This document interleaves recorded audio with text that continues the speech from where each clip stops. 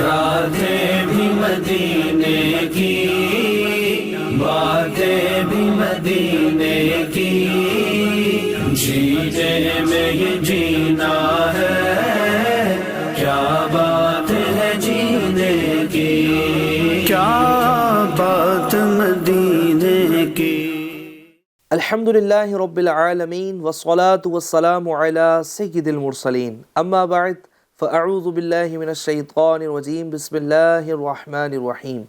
الصلاة والسلام علیکہ یا رسول اللہ وعلی آلک واصحابک یا حبیب اللہ، الصلاة والسلام علیکہ یا نبی اللہ وعلی آلک واصحابک یا نور اللہ۔ FGN چینل کے ناظرین، سلسلہ باتیں بھی مدینے کی لیے پھر حاضر ہیں۔ ناظرین کو اس سلسلے میں مرحبا کہتے ہیں۔ اللہ تعالی ہمیں مدینہ پاک کی بار بار حاضری عطا فرمائے۔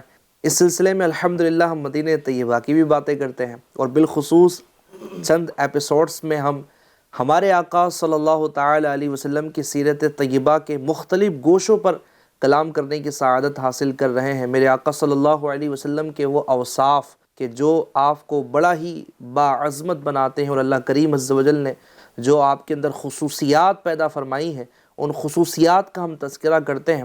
اور یہ مقصد ناظرین کرام یہی ہوتا ہے کہ ہم ان چیزوں کو اپنی پرسنلی لائف میں ان کا اپلائمنٹ کر کے ہم اپنی زندگی کو بہتر سے بہتر بنانے کی جو ہے وہ کوشش کرتے رہیں۔ الحمدللہ ہم اس سلسلے میں تلاوت قرآن بھی کرتے ہیں، اور نعت مصطفیٰ کو بھی شامل کرتے ہیں، اور ہمارے پیارے پیارے مہمان بھی اس سلسلے میں شامل ہوتے ہیں۔ آج بھی پھر ہمارے سلسلے میں ہمارے جمیل عطاری صاحب انشاءاللہ الکریم ہمیں بہت ساری باتیں ہم تک پہنچائیں گے۔ آپ کو حضور پھر سے سلسلے میں خوش آمدید کہتے ہیں۔ ہمارے پیارے پیارے نعت خواہ اصغر علی مدنی صاحب بھی ہمارے ساتھ شامل ہیں۔ آئیے ہم سلسلے میں تلاوت قرآن کو شامل کرتے ہیں۔ صلو علی الحبیب صلی اللہ تعالی علی محمد صلی اللہ علیہ وسلم۔ اعوذ باللہ من الشیطان الرجیم،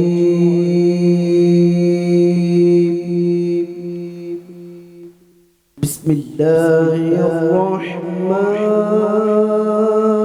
الرحیم،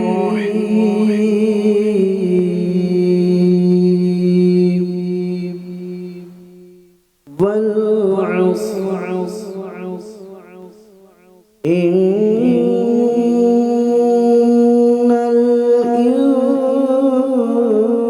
الإنسان لفي خسر إلا الذين آمنوا وعملوا الصالحات وتواصوا بالحق وتواصوا بالصبر، صدق اللہ العظیم۔ سبحان اللہ سبحان اللہ۔ ناظرین کرام، تلاوت قرآن ہم نے سننے کی سعادت حاصل کی۔ اللہ کریم عز و جل تلاوت قرآن کی ہمیں برکت عطا فرمائے، اور تلاوت قرآن کے نور سے اللہ کریم عز و جل ہم تمام کی زندگیوں کو اور ہمارے دل کو روشن فرمائے۔ ناظرین کرام، آئیے سلسلے میں ہم ایک خوبصورت کلام شامل کرتے ہیں۔ صلو علی الحبیب صلی اللہ تعالی علی محمد صلی اللہ علیہ وسلم۔ صلی اللہ علی محمد صلی اللہ علیہ وسلم، صلی اللہ علی محمد صلی اللہ علیہ وسلم۔ جو مانگنا ہے مانگو، جو لینا ہے سو لے لو، جو مانگنا ہے مانگو، جو لینا ہے سو لے لو۔ دنیا کے تاجداروں سرکار آ رہے ہیں، صلی اللہ علی محمد صلی اللہ علیہ وسلم، صلی اللہ علی محمد صلی اللہ علیہ وسلم اٹھا دو پردہ دکھا دو چہرہ اٹھا دو پردہ دکھا دو چہرہ کہ نور باری حجاب میں ہے زمانہ تاریک ہو رہا ہے زمانہ تاریک ہو رہا ہے کہ مگر کب سے نقاب میں ہے اٹھا دو پردہ دکھا دو چہرہ اور چلی چلی پوسے اس کی پیدا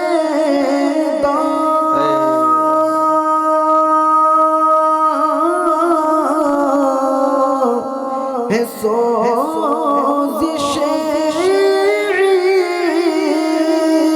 عشق چشم والا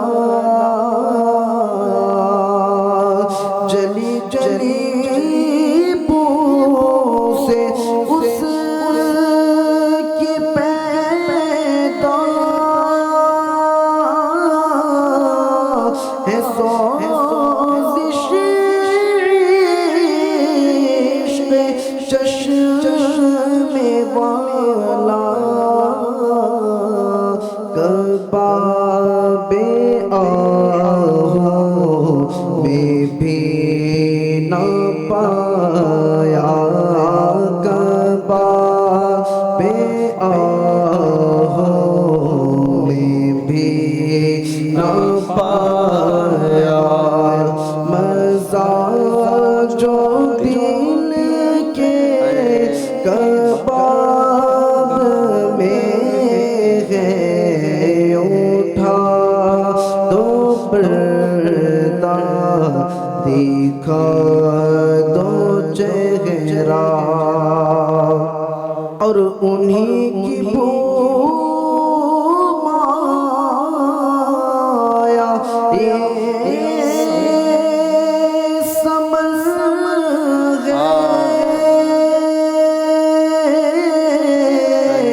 انہی کا جلوہ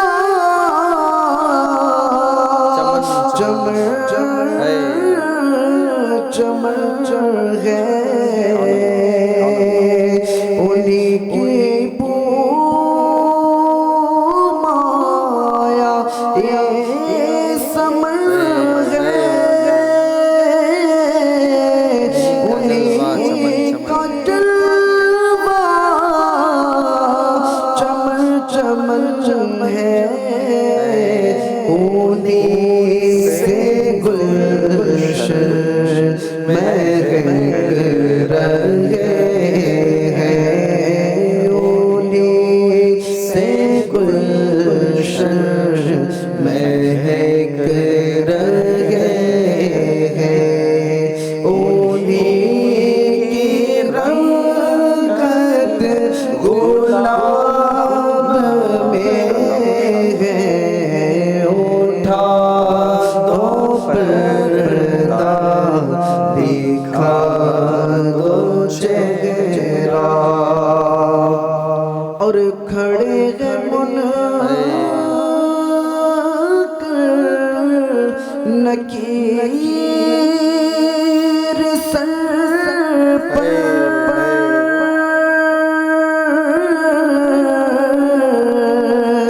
نہ کوئی حامی نہ کوئی آور بتا دو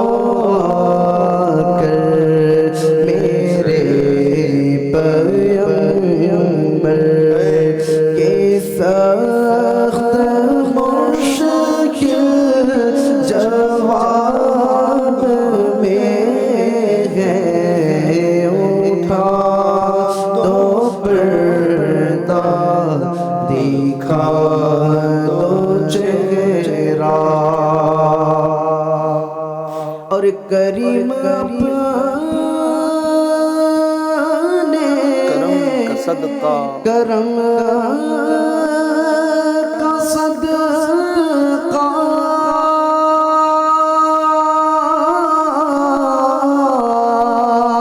لئیم بے قدر کو نہ شرما تو اور رضا سے حساب لینا تو اور رضا سے حساب لینا رضا بھی کوئی حساب میں ہے اٹھا دو پردہ دکھا دو چہرہ کہ نور باری حجاب میں ہے سبحان اللہ سبحان اللہ ماشاء اللہ۔ اٹھا دو پردہ دکھا دو چہرہ کہ نور باری حجاب میں اعلیٰ حضرت رحمۃ اللہ تعالی علیہ بھی کمال کرتے ہیں، کیسی تمنا ہے۔ اور دیکھیے جو عاشق ہوتا ہے، جو محب ہوتا ہے، اس کی تو یہی تمنا رہتی ہے نا، اس کا دل بے قرار بھی اسی لیے رہتا ہے کہ میں اپنے محبوب کو دیکھ لوں، میں جس سے محبت کرتا ہوں اس کا دیدار مجھے نصیب ہو جائے۔ سیدی اعلیٰ حضرت رحمۃ اللہ تعالی علیہ حضور جانے جانا صلی اللہ علیہ وسلم سے کیسی محبت کرتے تھے۔ اٹھا دو پردہ دکھا دو چہرہ، اور یہی سرکار اعلیٰ حضرت رحمۃ اللہ تعالی علیہ کا صدقہ ملا بزرگان دین کو۔ کچھ ایسا کر دے میرے کردگار آنکھوں میں، ہمیشہ نقش رہے روئے یار آنکھوں میں۔ ہاں، ان کی زندگی کا ایک خواب یہ ہوتا تھا کہ بس ہم حضور کو خواب میں دیکھ لیں۔ ہاں، اور حضور پھر کرم بھی فرماتے تھے اپنے ان دیوانوں پر، اور ایسا کرم فرماتے تھے کہ پھر ان کو خواب میں تو خواب میں بلکہ اپنی آنکھوں سے، جیتی جاگتی آنکھوں سے، حس و حواس کے ساتھ حضور صلی اللہ علیہ وسلم اپنی زیارت سے نوازتے تھے۔ یقیناً جو روتا ہے اس کا کام ہوتا ہے، جس کا دل بے قرار رہتا ہے، جو غم مصطفیٰ میں غمگین رہتا ہے، ان پر کرم ہوتا ہے۔ جی ہاں، ہم اپنی لو لگائیں تو صحیح، حضور علیہ السلام کو خواب میں، ویسے ہماری آنکھیں کہاں، ہمارے اعمال کہاں، لیکن تمنا تو کی جا سکتی ہے نا۔ وہ آقا ہے، وہ کرم فرما دے تو کیا بڑی بات ہے۔ آقا کے لیے تو کچھ بھی نہیں ہے نا کہ وہ اپنے غلاموں پر جو ہے وہ کرم فرمائے۔ اللہ تعالی ہمیں یہ سعادت عطا فرمائے، اور ایک کاش کہ مدینہ طیبہ حاضر ہو اور وہاں یہ سعادت مل جائے تو کیا بات ہے۔ اللہ کریم عز و جل حضور صلی اللہ علیہ وسلم کا خصوصی فیضان ہمیں عطا فرمائے۔ ناظرین، آئیے سلسلے میں درود پاک کی فضیلت شامل کرتے ہیں، پھر انشاءاللہ اپنے ٹاپک کی طرف بڑھتے ہیں۔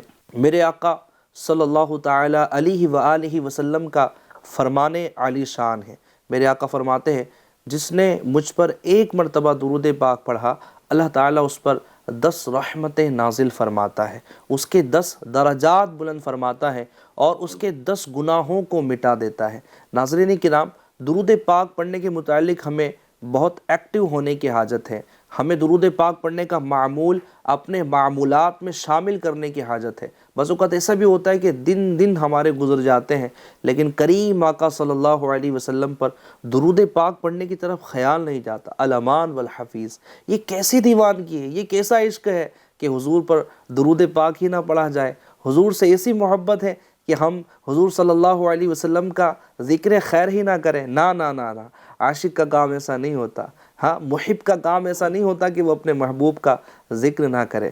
درود پاک پڑھیے، پیارے آقا صلی اللہ تعالی علیہ وآلہ وسلم پر درود پاک پڑھنا آپ کا ذکر خیر کرنا ہے۔ ہاں، اور ذکر مصطفیٰ کی تو کیا بات ہے، جس کا ذکر قرآن میں خود رب فرمائے، بتائے کہ وہ ذکر ہم کریں گے تو پھر کیسی خوش نصیبی کی ہماری بات ہوں گی۔ وَرَفَعْنَا لَكَ ذِكْرَكَ، ہاں اے محبوب، ہم نے تمہارے ذکر کو جو ہے وہ بلند فرما دیا۔ اور ذکر مصطفیٰ تو وہ ہے، رب فرماتا ہے جعلت ذکرک ذکری، اے میرے محبوب میں نے تمہارے ذکر کو اپنا ذکر بنا دیا۔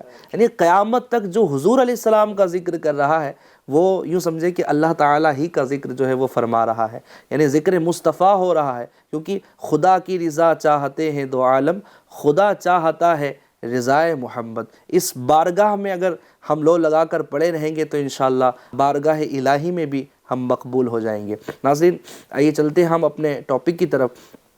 ہمارا چونکہ الحمدللہ یہ جو سلسلہ ہے یہ حضور صلی اللہ تعالی علیہ وآلہ وسلم کی خصوصیات پر بھی مشتمل ہے، ہم آپ کے اوصاف حمیدہ کو یہاں پر ڈسکس کرنے کی کوشش کرتے ہیں، لیکن ہم چند اس خصوصیت کی طرف بھی بڑھیں گے کہ جو میرے آقا صلی اللہ تعالی علیہ وسلم کو اللہ تبارک و تعالی نے عطا فرمائی۔ پچھلے ایپیسوڈ میں ہم نے ذکر کیا تھا کہ آقا صلی اللہ تعالی علیہ وسلم، ہمارے کریم آقا صلی اللہ علیہ وسلم کی سخاوت کتنی شاندار تھی، کتنی نرالی تھی۔ اور میرے ناظرین کرام، جہاں میرے آقا صلی اللہ علیہ وسلم سخاوت فرمانے والے تھے تو بہت ساری ایسی چیزیں تھیں کہ اللہ کریم عز و جل نے اپنے محبوب کو ان چیزوں سے منزہ اور بری رکھا تھا۔ تو میرے آقا صلی اللہ تعالی علیہ وسلم سخاوت فرماتے تھے، آپ کنجوسی نہیں فرماتے تھے، آپ بخل نہیں فرماتے تھے۔ جی ہاں، آپ خود فرماتے کہ تم مجھے بخیل نہ پاؤ گے۔ تو یہ جو بخل والی صفت ہے یہ میرے آقا صلی اللہ تعالی علیہ وسلم میں نہ تھی، بلکہ آپ سخاوت فرمانے والے تھے۔ تو یہ جو صفت نہ تھی، ہم اس کا تذکرہ کریں گے کہ یہ بخل آخر ہے کیا، اور یہ بخل ہمارے معاشرے میں کیا اپنا کردار جو ہے وہ ادا کر رہا ہے، بخل کی وجہ سے ہم کیا کیا نقصانات دنیا میں اور قیامت میں اٹھائے، اگر ہم بخیل بن جائیں تو ہمیں کیا کیا نقصانات جو ہے وہ اٹھانے پڑیں گے، انشاءاللہ الکریم یہ تذکرہ بھی کریں گے۔ آپ پہلے بخل کی ڈیفینیشن سمجھ لیں کہ بخل کہتے کسے ہیں۔ بخل کا معنی یہی کنجوسی ہے، اور جہاں خرچ کرنا ہے، شرعاً خرچ کرنا ہے، عادتاً خرچ کرنا ہے یا مروتاً خرچ کرنا، جہاں پر لازم ہو وہاں پر بندہ خرچ نہ کرے تو یہ بخل کہلاتا ہے۔ شرعاً جیسے زکوٰۃ ہو گئی، جو بندے پر عشر ہے، جو کھیتی باڑی کرنے والے ہیں جن پر عشر واجب ہو جاتا ہے، یہ اگر عشر اپنی فصلوں کا نہ نکالے، جن کا مال اس حد تک پہنچ چکا ہے کہ جو مالک نصاب بن چکے ہیں وہ زکوٰۃ نہ نکالیں تو ڈیفینیٹلی یہ بخیل ہی کہلائیں گے۔ پھر عادتاً جہاں پر خرچ کرنا ہوتا ہے، دیکھیں حقوق واجبہ سے جہاں تک ہمارا تعلق ہے تو وہ تو ادا کرنا ہی ہے، لیکن والدین کی خدمت کرنے کے لیے ہمیں جو ہے وہ خرچ کرنا ہے، بندہ وہاں پر خرچ نہ کرے، تو یہ ساری کی ساری چیزیں بخل میں جو ہے وہ شامل ہو جاتی ہیں۔ اور قرآن کریم فرقان حمید نے یہ بخل کے حوالے سے ہمیں کیا تعلیم فرمائی ہے، سنیے۔ اللہ کریم پارہ 4 سورہ آل عمران میں ارشاد فرماتا ہے، ترجمہ کنز الایمان، اور جو بخل کرتے ہیں اس چیز میں جو اللہ نے انہیں اپنے فضل سے دی، ہرگز اسے اپنے لیے اچھا نہ سمجھے بلکہ وہ ان کے لیے برا ہے۔ عن قریب، جی ہاں عن قریب، وہ جس میں بخل کیا تھا قیامت کے دن ان کے گلے کا توق ہوگا۔ ہاں، قیامت کے دن ان کے گلے کا توق ہوگا، اور اللہ ہی وارث ہے آسمانوں اور زمین کا، اور اللہ تعالیٰ تمہارے کاموں سے خبردار ہے۔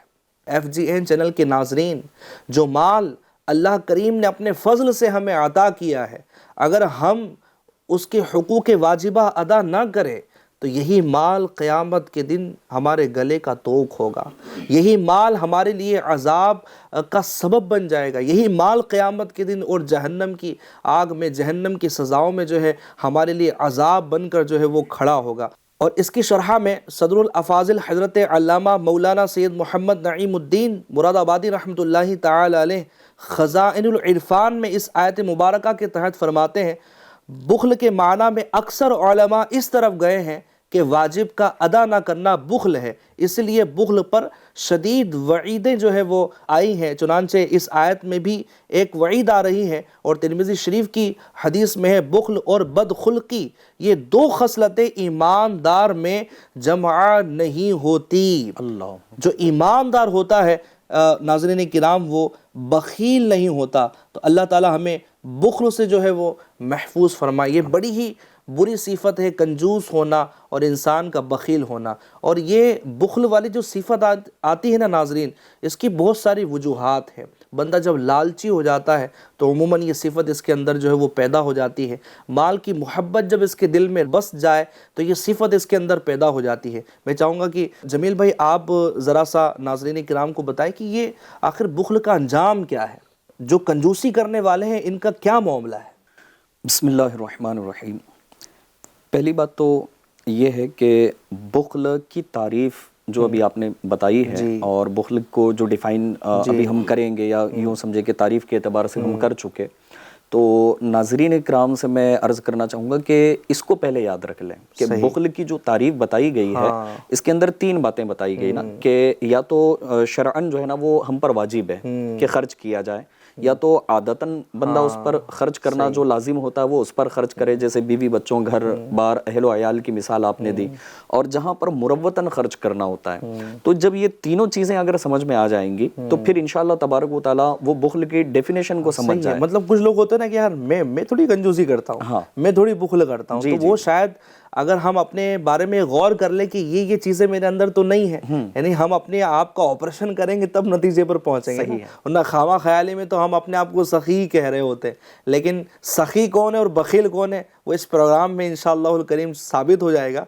लेकिन आप अपने आप को चेक कीजिएगा। अच्छा हाँ, कभी कभी ऐसा भी होता है कि हम जब इस तरह की बातें सुनते हैं तो ख्याल कहीं और जाता है, हाँ वो बुखल करता है, हाँ वो कंजूस है। ना हमें किसी के बारे में ऐसा कहने की इजाज़त नहीं है, हमें अपने आप पर जो है वो गौर करना है। मैं मेरे लिए गौर करूँ, आज जो देखने वाले सुनने वाले वो अपने आप के बारे में गौर करें कि हमारे अंदर तो ये आदत नहीं है।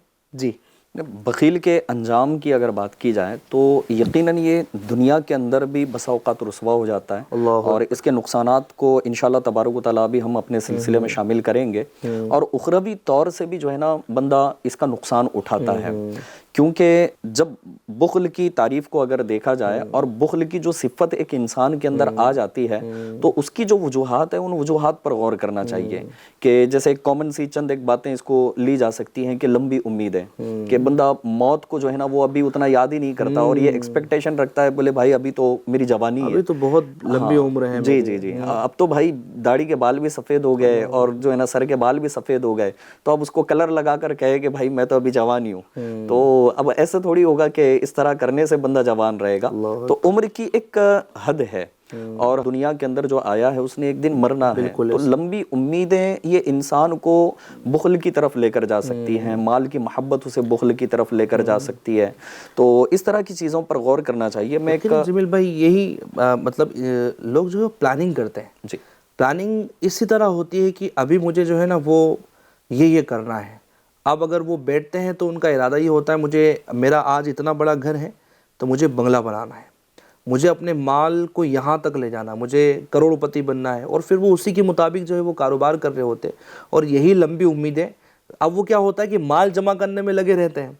अब माल जमा होगा कैसे, तो वो बुख्ल की तरफ जाता है कि खर्च नहीं करना है। हाँ, अगर मैं इधर खर्च कर दूंगा उधर खर्च कर दूंगा तो फिर मैं वहाँ नहीं पहुँच पाऊँगा जो मेरी प्लानिंग में है। और इसी तरह जो है वो लंबी उम्मीदें उन्हें बुख्ल में मुब्तला कर देती है और बिल आखिर पैगाम अजल आ पहुँचता है और वो कब्र में उतर जाता है। मुझे तो ऐसा लगता है ना कि ये जो आप फरमा रहे हैं कि लंबी उम्मीद एक अपनी अलग चीज़ है, अलग टॉपिक, हाँ जी अलग टॉपिक है। और फिर दूसरा ये कि फ्यूचर प्लानिंग, तो फ्यूचर प्लानिंग से मना तो नहीं है, बिल्कुल ऐसा ही है, लेकिन ये जो चीज़ है ना कि बंदे का खर्च ना करना, और कि वो बिजनेस की अगर बात अगर ली जाए तो बहुत सारे लोग ऐसे होते हैं कि वो बिजनेस तो ठीक है बहुत कुछ कमाना चाहते हैं, लेकिन उनकी कैफियत ना वो खर्च करने वाली नहीं होती। वो ना पैसा अपने पास ही रख रहे होते हैं, दीगर लवाजिमात जो भी एक जिसको हम दौलत से ताबीर करेंगे, वो सारी चीज़ें या तो उनकी तिजोरी में होती है या उनकी पॉकेट में होती है। वो खर्च करने का भी उतना ज़हन नहीं होता। जैसे कि एक बिजनेसमैन को अगर लिया जाए तो वो अपना जो बेसिक अमाउंट है, कैपिटल अमाउंट है, वो अगर खर्च करेगा तो उसका बिजनेस बढ़ेगा ना। अब एक आदमी ये कहे कि भाई मैं कैपिटल जो है ना वो खर्च करूंगा नहीं और मेरा बिजनेस भी बढ़ना चाहिए, तो ऐसा भी नहीं हो पाएगा। तो बहरहाल ये है कि आदमी को कंजूसी जो है वो दुनिया में भी नुकसान पहुंचाती है। अगर वो लखपति करोड़पति बनना चाहता है और ये अगर अंदाज रखता है कि मैं अपना कैपिटल अमाउंट ही नहीं रखूंगा और मेरा बैंक बैलेंस जो है ना वो उतना ही रहना चाहिए, बाकी मेरी प्रॉपर्टी भी बढ़नी चाहिए, तो भैया आपको जो है ना वो तो खर्च तो कैपिटल करना पड़ेगा ना। यानी माल जमा करना बेसिकली जो है वो बुरा नहीं है, हाँ, लेकिन माल जमा करने का अंदाज देखा जाएगा। नहीं, माल तो वो जमा कर रहा है लेकिन वो बुखल की सिफत को भी इख्तियार कर रहा है, उसके हुकूक वाजिबा अदा नहीं कर रहा है, तो अब ये बुरा हो जाएगा। बिल्कुल सही जी। मैं एक हिकायत आपको सुनाता हूँ कि एक बड़ी प्यारी किताब है उयूनुल हिकायात जी, तकरीबन 412 सफ़हात पर ये मुश्तमिल है। तो इसकी फर्स्ट वॉल्यूम जो है हिस्सा अव्वल पेज नंबर 74 पर एक बड़ा बेहतरीन और यूं के दिलों को झंझोड़ने वाला जो है ना ये वाक़या है कि हज़रत सैयदना यजीद बिन मैसरा रहमतुल्लाहि ताला अलैह फरमाते हैं कि पिछली उम्मतों में एक शख्स था कि जिसने बहुत ज़्यादा माल जमा किया और उसकी काफ़ी औलाद भी थी, लेकिन उसकी कैफियत ये थी कि वो माल खर्च नहीं किया करता। जहाँ उसको आदतन खर्च करना है या शरअन खर्च करना है, मुरव्वतन खर्च करना है, तो उसकी ये कैफियत नहीं थी कि वो मतलब माल खर्च करता हो। तो अब उसकी यही धुन थी कि मैं माल बढ़ाता चला जाऊँ, बढ़ाता चला जाऊँ। तो उसका माल इतना बढ़ता चला गया, इतना बढ़ता चला गया कि जब दौलत जमा हो गई तो उसने अब ये इरादा किया कि मैं अब ऐशो इशरत के साथ जो है ना वो अपनी ज़िंदगी गुजारूं। सब कुछ हो चुका है, जी हाँ, जी हाँ, अब बहुत कुछ जमा हो गया, अब ऐशो इशरत के साथ ज़िंदगी गुजारनी है। बहुत सारे नौकर चाकर जो है ना वो उसने रखे और ऐसे गुलाम के हर वक्त उसके सामने हाथ बांध के खड़े रहते हैं हुक्म की तामील में कि क्या हुक्म है मेरे आका। तो यूँ इस तरह उसका एक अंदाज़ ज़िंदगी चल रहा था। अलगर्ज़ ये कि वो अपनी जो है ना इन दुनियावी आसाइशों में ऐसा मगन हुआ कि अपनी मौत को बिल्कुल भूल गया। अल्लाह अकबर। जी हाँ, क्योंकि जब बंदा इस तरह की फैसिलिटीज़ की तरफ आता है तो गोया ऐसा लगता है ना कि वो अपने आप को एक झूठी तसल्ली दे रहा होता है। जैसा कि अभी अर्ज़ किया मैंने कि बुढ़ापा आ तो जाता है लेकिन समझता है कि नहीं है अभी तो मैं जवान हूँ, और फिर वो दूसरों की तरफ डाइवर्ट होता है। भाई वो तो फलां को तो देखो उसकी तो 80 प्लस हो गई, 90 प्लस हो गई, 100 प्लस हो गई, और फिर कभी कभी शायद दिल की तसल्ली के लिए ये कहता हो कि भाई हमारे ख़ानदान में तो बड़ी बड़ी उम्रें हुआ करती हैं। तो ऐसा थोड़ी है कि अगर ख़ानदान में बड़ी उम्रें होती हैं तो आप भी बड़ी उम्र लेकर ही आए हो। ये तो इसका तो इल्म ही नहीं है ना कि मेरी उम्र कितनी है। जी जी। तो बहरहाल उसका हाल यही हुआ कि वो गोया कि अपनी मौत को भूल गया। तो एक दिन हज़रत सैयदना मलकुल मौत अलैहिस्सलाम, हज़रत सैयदना इज़राइल अलैहिस्सलाम, ये एक फ़कीर के लिबास में, एक इंसानी सूरत में उसके घर जो है ना वो तशरीफ़ लाए। उसके घर के दरवाज़े को नॉक किया तो खुद्दाम ने जो है ना दरवाज़ा खोला तो देखा कि एक फ़कीर खड़ा है। तो आप उसी शक्ल में तशरीफ़ लाए थे। तो जब खुद्दाम ने देखा तो हज़रत सैयदना मलकुल मौत अलैहिस्सलातु वस्सलाम से उन्होंने अर्ज़ किया कि तुम यहाँ किस लिए आए हो, यानी अल्फाज उनके ये थे कि तू यहाँ किस लिए आया है। अब फ़कीर सा आदमी आप जनाब से थोड़ी गुफ्तगू करता है, तो यूँ इस तरह से उन्होंने कहा कि तू यहाँ किस लिए आया है। तो हज़रत मलकुल मौत अलैहिस्सलातु वस्सलाम ने जवाब दिया कि जाओ अपने मालिक को भेजो, मुझे उससे काम है। अच्छा। तो उसके खुद्दाम ने कहा कि वो तेरे जैसे फ़कीर की ही मदद करने गए हैं। अच्छा। हालांकि वो तो घर में ही बैठा हुआ था। झूठ बोला उसने। जी जी जी। तो बहरहाल हज़रत सैयदना मलकुल मौत अलैहिस्सलातु वस्सलाम वहाँ से तशरीफ़ ले गए और फिर कुछ देर के बाद तशरीफ़ ले आए और फिर दोबारा दरवाज़ा नॉक किया तो यही कैफियत रही। तो आपने फरमाया कि मुझे तुम्हारे मालिक से मिलना है। तो उन्होंने कहा कि तुम कौन हो। तो हज़रत सैयदना मलकुल मौत अलैहिस्सलातु वस्सलाम ने फरमाया कि मैं मलकुल मौत हूँ। अल्लाह अकबर। बोले जाओ अपने मालिक से कहो कि वो उससे मुलाकात करनी है। तो ग़ुलाम गए और जाकर बताया कि हज़रत मलकुल मौत अलैहिस्सलाम तशरीफ़ लाए हैं। तो वो बड़ा खौफज़दा हुआ और कहने लगा कि उनसे नरमी से बात करो, नरमी से गुफ्तगू करो। तो खुद्दाम बाहर आए और हज़रत सैयदना मलकुल मौत अलैहिस्सलाम से कहने लगे कि आप हमारे आका के बदले किसी और को ले जाएं, हमारे आका को ना ले जाएं और किसी और की रूह कब्ज़ कर लें, उसे छोड़ दें, अल्लाह पाक आपको बरकतें अता फरमाए। यूँ दुआएं देने लगे। तो हज़रत सैयदना मलकुल मौत अलैहिस्सलाम ने फरमाया कि ऐसा हरगिज़ नहीं हो सकता। फिर मलकुल मौत अलैहिस्सलाम अंदर तशरीफ़ ले गए और उस मालदार शख्स से कहा कि तुझे जो वसीयत करनी है कर ले, मैं तेरी रूह कब्ज़ किए बगैर यहाँ से नहीं जाऊँगा। अल्लाह अकबर। अल्लाह। अब उसकी घड़ियाँ ख़त्म है, एंड ऑफ द डे यही है कि अब उसको दुनिया से जाना है। तो बहरहाल ये सुनकर सब घर वाले चीख उठे और रोना धोना शुरू हो गया कि अब अनकरीब फिर ये हमारे घर का फ़र्द, घर का बड़ा आदमी हो और रिस्पॉन्सिबल पर्सन हो तो यही दुनिया से चला जाएगा। तो उस शख्स ने अपने घर वालों और ग़ुलामों से कहा कि सोने चांदी से भरे हुए जो मेरे संदूक हैं वो संदूक मेरे पास लेकर आओ। और वो सारे लाए गए, उसके कदमों में जो है ना वो सारा का सारा ख़जाना ढेर कर दिया गया। تو وہ شخص سونے چاندی کے ڈھیر کے پاس آیا اور کہنے لگا کہ اب اس کے الفاظ سنیے گا، اور پھر یہاں جو سیکھنے والی باتیں ہیں، جیسے اس کے قدموں میں یہ سارا خزانہ ڈالا گیا تو وہ شخص کہنے لگا کہ اے ذلیل وہ بدترین مال، تجھ پر لعنت ہو، تو نے ہی مجھے پروردگار کے ذکر سے غافل رکھا، اللہ اکبر، تو نے ہی مجھے آخرت کی تیاری سے روکے رکھا۔ تو یہ سن کر وہ مال اس سے کہنے لگا کہ تو مجھے ملامت نہ کر، کیا تو وہی نہیں کہ دنیا داروں کی نظروں میں حقیر تھا، میں نے تیری عزت بڑھائی، اور میری ہی وجہ سے تیری رسائی بادشاہوں کے دربار تک ہوئی، ورنہ غریب وہ نیک لوگ تو وہاں تک پہنچ ہی نہیں سکتے کہ بادشاہوں کے دربار تک پہنچنے کے لیے تو بظاہر پیسہ ہی چاہیے۔ اور مال کہنے لگا کہ میری ہی وجہ سے تیرا نکاح شہزادیوں اور امیر زادیوں سے ہوا، ورنہ غریب لوگ ان سے کہاں شادی کر سکتے ہیں، اب یہ تو تیری بدبختی ہے کہ تو نے مجھے شیطانی کاموں میں خرچ کیا، اگر تو مجھے اللہ پاک کے کاموں میں خرچ کرتا تو یہ ذلت و رسوائی تیرا مقدر نہ بنتی، کیا میں نے تجھ سے کہا تھا، یعنی مال کے یہ الفاظ کہ مال سے آواز آ رہی ہے، کیا میں نے تجھ سے کہا تھا کہ مجھے نیک کاموں میں خرچ نہ کر، میں نے تو نہیں کہا تھا، آج کے دن میں نہیں بلکہ تو زیادہ ملامت اور لعنت کا مستحق ہے۔ اللہ اللہ اللہ۔ FGN چینل کے ناظرین، یہ حکایت ہمیں بہت کچھ سکھا رہی ہے۔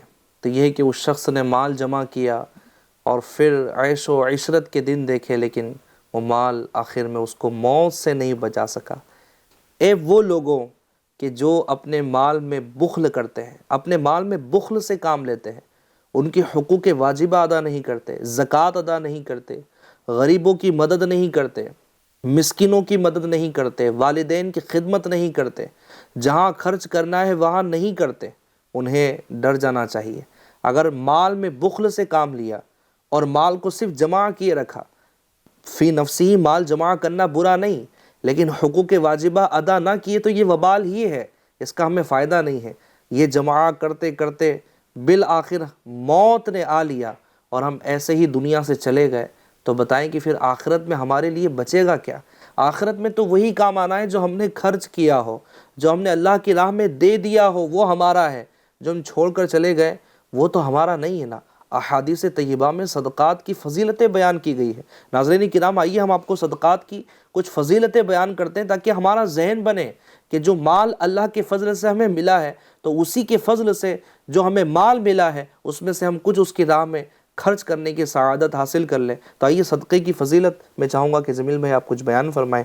صدقے کی فضیلت کو اگر دیکھا جائے تو میں FGN چینل کے ناظرین سے یہ عرض کرنا چاہوں گا کہ احادیث کریمہ میں بھی کئی فضائل جو ہے نا وہ صدقے کے ارشاد فرمائے گئے ہیں۔ جیسے ایک حکایت بھی ہے، ایک واقعہ ہے نا کہ حضرت سیدنا حبیب عجمی رحمۃ اللہ تعالی علیہ کہ ایک دن آپ کے گھر پر جو ہے نا کوئی سائل آیا مانگنے کے لیے، تو آپ کے بچوں کی امی جو تھی وہ روٹی بنانے کے لیے آٹا گوندھ کر کے اپنے پڑوسی کے یہاں آگ لانے کے لیے چلی گئی تاکہ اس سے چولہا جلایا جا سکے۔ تو اب اس دوران حضرت سیدنا حبیب عجمی رحمۃ اللہ تعالی علیہ کے گھر پر جب وہ سائل آیا، اس نے صدا لگائی، تو آپ نے وہ سارا کا سارا آٹا اٹھا کر کے اس سائل کو دے دیا۔ اب جب آپ کی زوجہ محترمہ جب گھر میں آئی تو دیکھا کہ آٹا غائب ہے، تو حضرت سیدنا حبیب عجمی رحمۃ اللہ تعالی علیہ سے سوال کیا کہ میں نے ابھی جو آٹا رکھا تھا وہ کہاں پر ہے؟ تو حضرت سیدنا حبیب عجمی رحمۃ اللہ تعالی علیہ کے دیکھیں نا الفاظ کتنے بہترین، جھوٹ نہیں فرمایا، نہ کوئی اور بات ارشاد فرمائی، بلکہ ارشاد فرمائے کہ اسے روٹی پکانے کے لیے لے گئے، یعنی جو سائل لے گیا وہ بھی کیا کرے گا؟ روٹی تو پکائے گا۔ تو آپ نے نا اپنی نیکی کو چھپایا، سب سے پہلی بات تو یہ کہ اپنی نیکی کو چھپایا، اور وہ بھی اپنے بچوں کی امی سے۔ اور بظاہر اگر دیکھا جائے تو ہمارا حال یہ ہے کہ بھائی ہم نے دیا تو ہمارا اناؤنسمنٹ ہونا چاہیے۔ بالکل ایسے امام صاحب اگر اعلان نہیں کیا، امام صاحب میں نے مسجد کی تعمیرات میں جو ہے وہ تعاون کیا، میرا اعلان نہیں ہوا ہے، نہیں خلبلی مستی ہے۔ ایسا لگتا ہے کہ جب تک دکھاوا نہ ہو جائے تو ہمیں چین نہیں ملتا۔ تو یہاں ناظرین ہمیں غور کرنا چاہیے رائے خدا میں خرچ کرنے کی، اگر اللہ تعالیٰ نے توفیق دی ہے اور وہاں اگر دل میں یہ ارادہ ہو گیا، یہ خواہش اگر جاگنے لگی کہ یار میرے نام کا اعلان ہوگا تو ہی کام چلے گا، بلکہ ہم اس معاشرے میں جی رہے ہیں کہ جہاں دکھاوا جمیل بھائی اس حد تک پہنچ چکا ہے۔ ایک مدرسے میں میرا جانا ہوا تو وہاں پر ایک روم جو ہے نا انکمپلیٹ تھا۔ اب اچھا اس مدرسے کی افتتاح تھی تو میں نے وہاں کے جو منتظم صاحب تھے ان سے پوچھا کہ سارا مدرسہ بن گئے، یہ ایک روم انکمپلیٹ کیوں ہے؟ انہوں نے کہا کہ آپ جانتے ہیں کہ سارا مدرسہ جو ہے وہ تعمیرات کا جو کام ہوتا ہے وہ چندے ہی سے بنایا جاتا ہے۔ تو دراصل بات یہ ہے کہ ایک شخص نے، میں نے کہا تھا کہ ایک روم جو ہے نا میری طرف سے مدرسے میں بنائیے گا، تو یہ روم کا جو ہے وہ پلاسٹر اور جو بھی چیزیں ہونی تھی اس کے پیسے سے ہونی تھی، لیکن اس نے ایک شرط رکھ دی کہ میرے نام کی جو ہے نا وہ پٹی آپ نے باہر لگانی ہوگی۔ تو ہم نے کہا کہ یہ تو ہمارے لیے مناسب نہیں ہے۔ اب آخر وقت تھا ہمیں افتتاح کی، ہم نے تاریخ بھی جو ہے وہ دے دی تھی، اس وجہ سے یہ انکمپلیٹ ہے۔ اب بتائیں کہ دکھاوا کس حد تک پہنچ چکا ہے۔ تو ہمیں راہ خدا میں خرچ کرنے میں یہ غور کرنا چاہیے کہ ہم دکھاوے کے شکار تو نہیں ہو رہے۔ بہرحال جی، تو حضرت سیدنا حبیب اعظمی رحمۃ اللہ تعالی علیہ نے آپ کی زوجہ سے فرمایا کہ اسے روٹی پکانے لے گئے، تو آپ کی زوجہ نے کافی اصرار کیا کہ بتائیں روٹی پکانے لے کون گیا ہے؟ میں تو آگ لینے گئی تھی نا، اب یہ پکانے کے لیے کون لے گیا؟ تو اصرار کرنے پر جو ہے نا حضرت سیدنا حبیب اعظمی رحمۃ اللہ تعالی علیہ نے فرمایا کہ میں نے صدقہ کر دیا ہے۔ اچھا، راہ خدا میں خرچ کر۔ اب آپ کی زوجہ کا انداز دیکھیں کہ ان کے یہاں بھی کچھ کھانے کو نہیں ہے۔ اللہ اکبر۔ آپ کی زوجہ محترمہ کہتی ہیں پہلا جو آپ کی زبان سے لفظ نکلا وہ نکلا سبحان اللہ، حالانکہ گھر میں کچھ ہے نہیں، بجائے اس کے کہ آپ نے دے دیا، اپنا خیال تو رکھنا تھا، ہم کیا کھائیں گے، ایسا کچھ نہیں، بلکہ سبحان اللہ کہا۔ کیا بات، پہلا لفظ کہا، کیا بات ہے کہ سبحان اللہ۔ بہت اچھی بات ہے کہ آپ نے راہ خدا میں خرچ کر دیا، لیکن ابھی پریزنٹ ہمارے پاس کچھ نہیں ہے تو اب ہم کیا کھائیں گے؟